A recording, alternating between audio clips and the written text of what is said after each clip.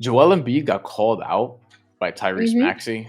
Reportedly, there was a players-only meeting that Kyle Lowry reportedly called. Tyrese Maxey called out Joel Embiid for being late to things, and then this led to this discussion, discourse online, which some of it probably fair. They're coddling him being Joel Embiid, and you have this situation where Philly is 2-11, and I feel great about. Hey, I'm smart. I bet Philadelphia at plus what was 320, whatever it was, to make the play Hmm. in. But like, I don't even know if they're gonna do that the way they've been looking so far. So I didn't think that they deserved all the credit that they got. I also didn't think it would look this poorly. And granted, Joel Embiid's been out, but like 2-11, Candace, 2-11. They're Yeah. right there with Washington, who I said before the year is not going to win 20 games, and they still might not. But Philly's 2 and Yeah. 11. They're at the Wizards' pace, Candace. Yeah. No, and it's funny because I like the way Knicks. I have to put everything in like a Knicks fan lens, and the way Knicks fans are talking about the Knicks, you would think that they're 2-11, but the Yeah, Knicks yeah. are figuring stuff out. Like Fourth they in the have like East. one of like the best offenses we've seen from them like ever. Yeah.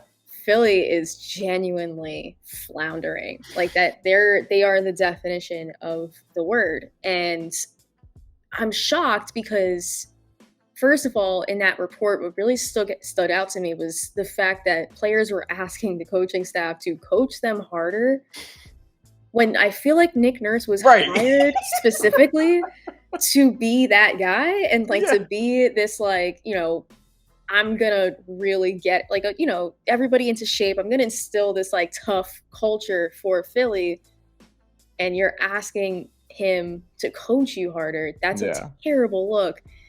Or Um, or a masochistic look.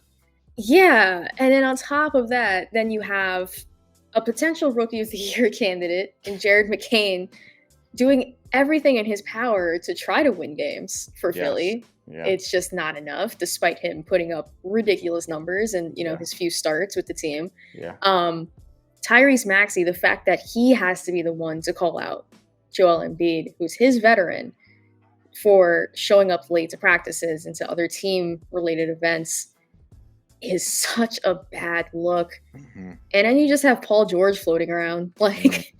And I forget that Paul George is even on the Sixers, to be completely honest with you. Like he cooked the Knicks very low key in that one game, but like it was such a like obvious loss that it was just all garbage time points to me from him. But he's had very little impact. Their bench has been a nothing burger for them this season. Obviously, they've been dealing with injuries to, of course, Joel Embiid and Paul George. So they've been unable to get that chemistry going. And Tyrese Maxey now. And Tyrese Unfortunately. Maxey. Yeah. And But it looks like so he'll be back soon. yeah, I don't see or I don't feel like this like miraculous run coming for them without some sort of change.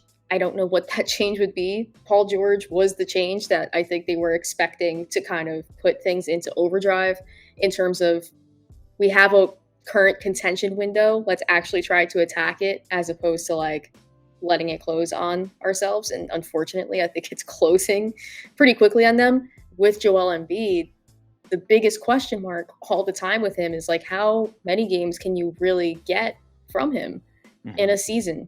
I think his injuries just continue to get worse and worse, especially his knee injuries, and his lower body is just completely falling apart. His career just is starting to hit that like sad decline, similar to that of like Kawhi Leonard, in my opinion, where it's just Yeah. like we've seen what your best looks like, and I don't think we're ever going to get that again.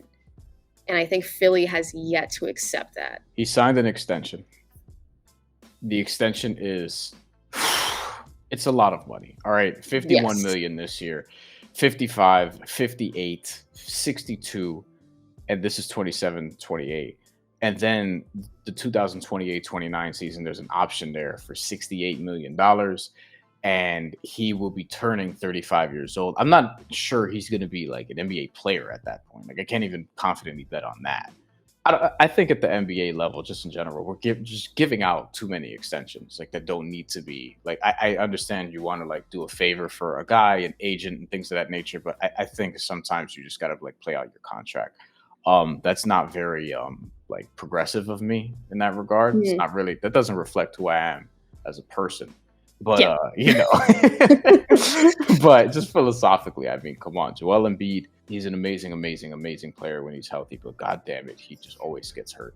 He's 30 years old now. We tend to forget he missed the entire first 2 seasons of his career, and he also played 31 games the first season we saw him, and still almost won Rookie of the Year because the rookie class was so bad in the 2016-17 season. But Yeah. 31 games. So the first 3 years of his career, he played 31 games. He never played 70 games in his career. He definitively won't this year. Like, it's not going to happen. The most Right. he's played was 68, and that was a few years ago.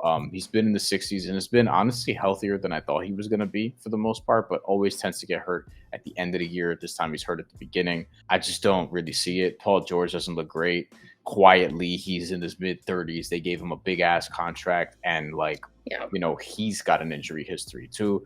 Tyrese Maxey, I'm not worried about. He hasn't been super efficient, but like, how can you, like, that's not really his fault Right. necessarily. And I think with the Sixers in general, they just got way too much credit for what they did in the offseason. I didn't think the team they built around these guys was going to be very good. And I think at full strength, they'll obviously be better. But like, you know, when Caleb Martin, who I saw a lot of him in Miami, if he's your second leading rebounder, yeah, that's going to Not be a good. problem. Like, Mhm. it's going to be an issue. I love Gershon Yabusele and what he was doing in France, but ultimately, like, he's not going to change your fortune immediately. So I don't know if the front office is going to get more aggressive and make another move.